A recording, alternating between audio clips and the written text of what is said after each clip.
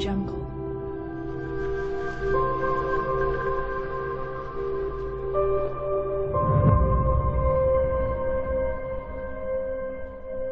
Audio Jungle.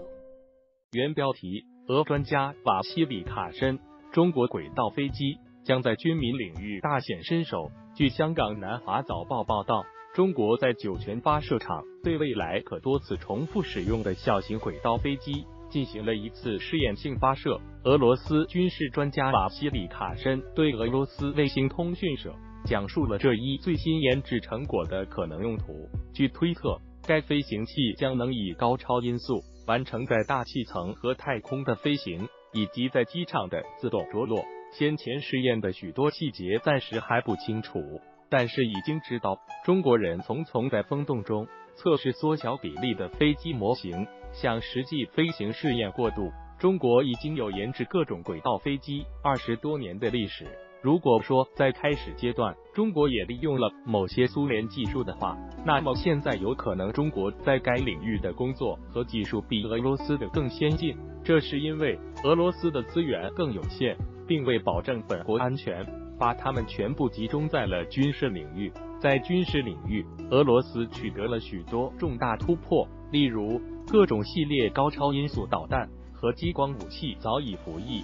相反，俄罗斯航天领域因为没有获得足够的关注和资助，开始落伍。有可能中美取得的这些技术上的突破，就像高超音速轨道飞机研制领域，将能促使俄罗斯重新审视自己的优先方向。航天技术现在发展的如此之快，致使太空很快将成为军备竞技场。在制造航天飞机领域的进步，将为军事和民用领域提供众多新的机遇。首先，可让向太空运送货物，首先是中小型卫星变得更快更便宜。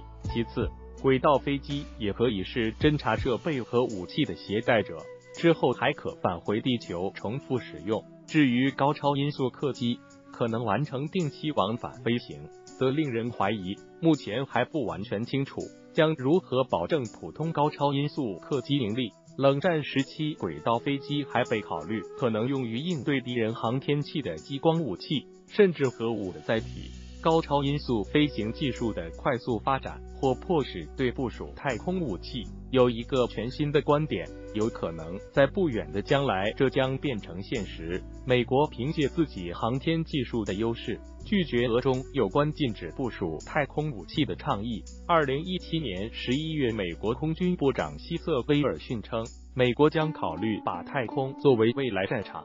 可见，如果不能制止太空军备竞赛，那么最好就该对此做好准备。中国在这方面一直做得很成功，且有条不紊。谢谢品读，每天为您解读和分析热点，欢迎大家关注和点评。